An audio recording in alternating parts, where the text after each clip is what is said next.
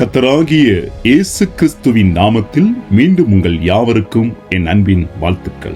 இன்றைய நாளிலும் கூட நாம் 91வது சங்கீதத்தின் 2வது வசனத்தை பார்க்க போகின்றோம்.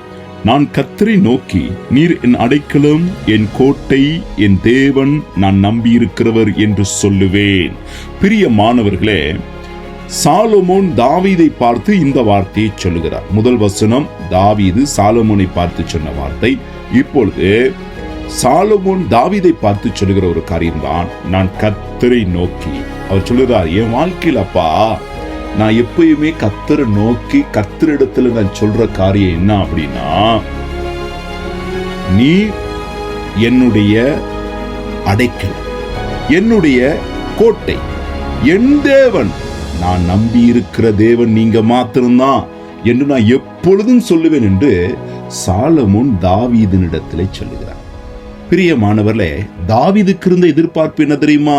சாலமோன் தேவனை சார்ந்து இருக்கணும், அவரோடு நெருங்கிய உறவுல இருக்கணும். அப்பொழுதுதான் அவனுடைய ஆட்சியா இருக்கட்டும், அவனுடைய வாழ்க்கையா இருக்கட்டும், அவனுடைய குடும்பமா இருக்கட்டும், அவனுடைய எதிர்காலமா இருக்கட்டும், அவனுடைய சந்ததியா இருக்கட்டும், ஆசீர்வாதமான பாதையில போக முடியும் என்கிற அந்த வெளிப்பாடும் அந்த அனுபவமும் தாவீதுக்கு இருந்தபடினால் தாவீது சாலமோனுக்கு சொல்லுகிறார். ஆக சாலமோன் அதற்கு ஏற்ற விதமாக அங்கே தாவீதை பார்த்து சொல்லுகிறார், அப்பா, நான் கர்த்தரையே நான் நோக்கி கொண்டிருக்கிறேன்.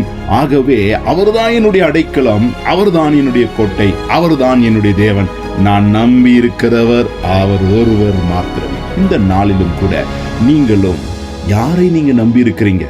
யார் உங்களுடைய வாழ்க்கையில் அடைக்கலாம்? யார் உங்களுடைய தேவனாய் இருக்கிறார்? யார் உங்களுடைய கோட்டையாக, யாரை நீங்கள் நம்பி இருக்கிறீர்கள் என்பது மிக முக்கியம். அப்படிப்பட்ட உங்களுடைய வாழ்க்கையில சாலமோனுடைய வாழ்க்கையில கர்த்தர் செய்த அற்புதங்கள், ஆசீர்வாதங்களை போல இந்த காலத்திலும் உங்களுக்குள்ளும் அவர் செய்ய வல்லவராயிருக்கிறார். ஆமேன், ஆமேன்.